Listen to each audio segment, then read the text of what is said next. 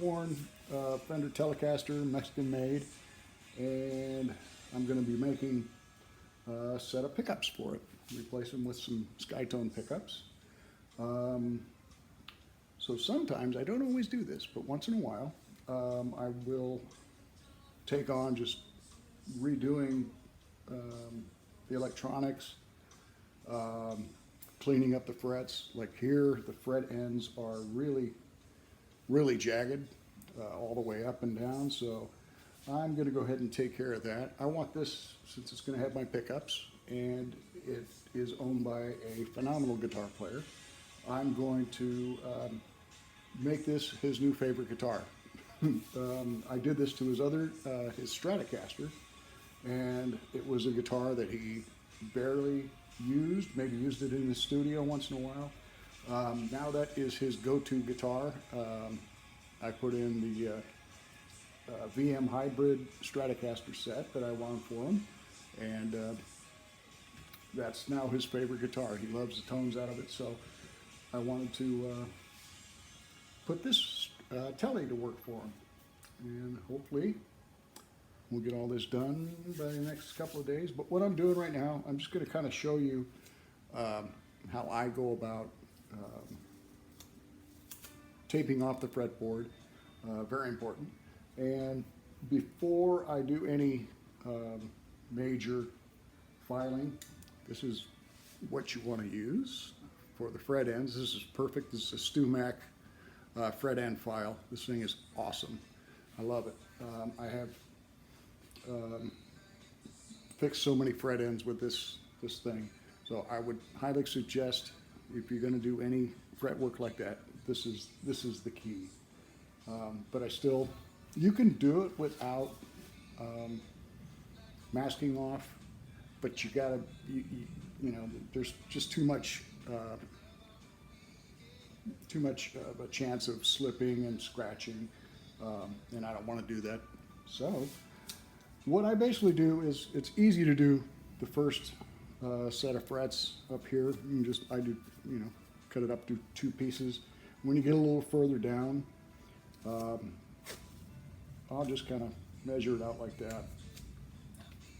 Very simple. I'm sure other guys do it this way too, and I'm sure other guys have better ways of doing it than this, but this is what I find works for me. I just kind of cut the tape, so I don't have to buy any special tape or anything like that. And I take the flat side, the flattest side, and just put that on one side. Get the other piece, get the flat end up against the other fret, just like that. Make sure it is in place, perfect. And I basically do all the way up. I can mask this off pretty quick doing it that way. So yeah, you can get a bunch of different size pieces of tape. I don't want to do that. So and once you get this all masked off, it's pretty easy. You have kind of a rounded end on the end of this. Let's see if I can, there we go. Rounded end right there. That end is the end that kind of goes down. So you kind of go up against the fret end and just kind of, you don't have to do it hard, just let it do the work for you. Do it on the other side. Just kind of round it. And it only really takes a couple of passes, even if you have a really bad fretboard. And even sometimes fretboards, they will shrink due to temperature and things like that, so that will cause the frets to stick out a bit. I think this one was just not very well filed down, but it could be, you know, temperature or whatever that could have caused it. So yeah, I want this to be something when he, you know, does his licks and all that stuff on here, I want that just to be beautifully smooth. So what I do after I do all of that is take a cotton swab and run it up and down. And you can see, if you missed a spot, you'll see cotton swab pieces that are just kind of stuck to it. And you just go back and, you know, take care of that. There is another great tool from StewMac, and I get nothing from StewMac. I have no relationship with StewMac at all. These are just a few items that I found are perfect for this job. I don't know, I can't remember how much this was. It's not that much, but these things are great for once you get this all done, for just kind of going on the outside of your frets, and it just gives it a nice, smooth feeling. So that's it. This is great. I don't know, it looks like a fingernail file, basically the same type of thing, and the fret end file. So basically, yeah, what I'm going to do with this is,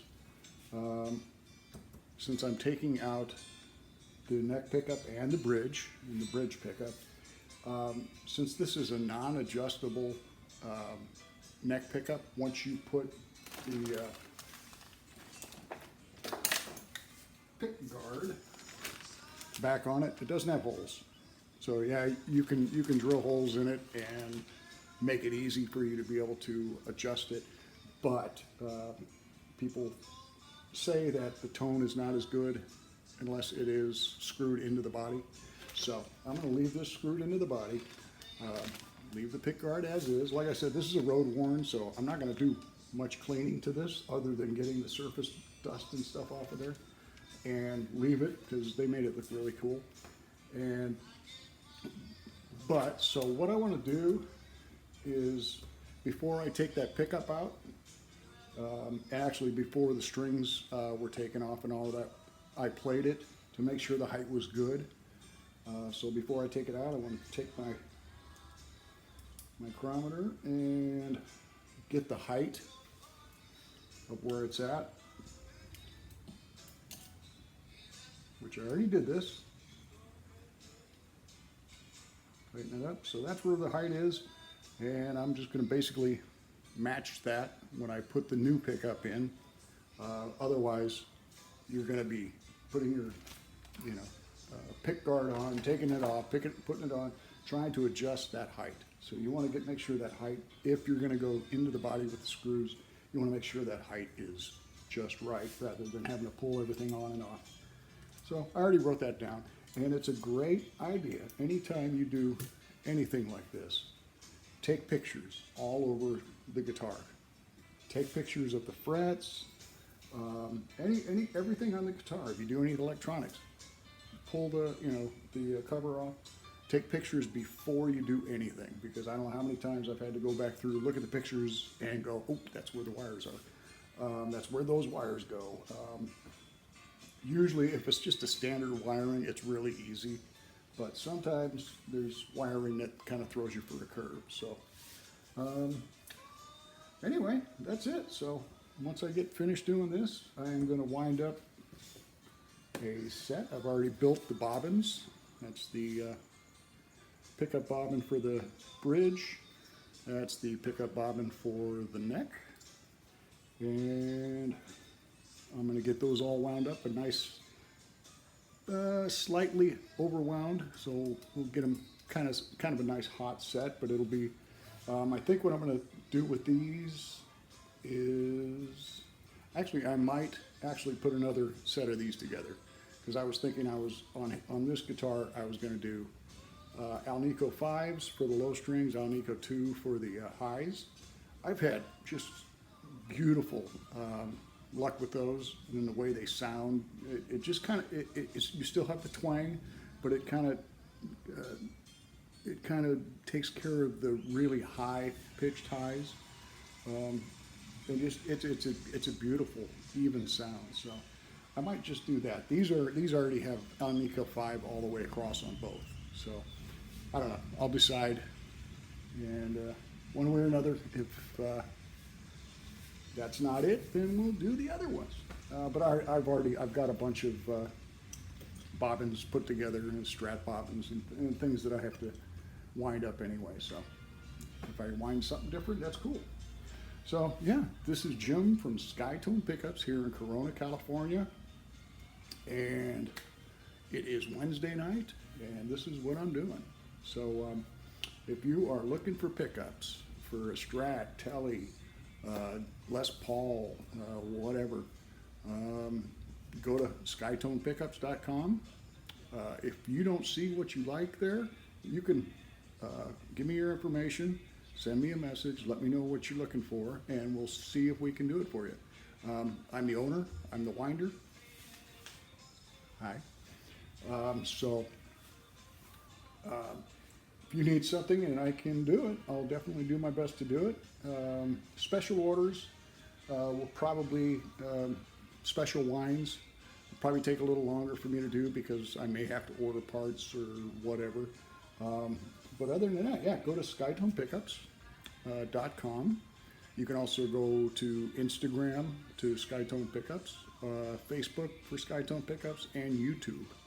I highly suggest you sign up for my email list on my website, because I will have certain times when I'll be giving away maybe a humbucker set, maybe a Strat set or a Tele set. So yeah, check it out. Guys, have a great evening. God bless. Night.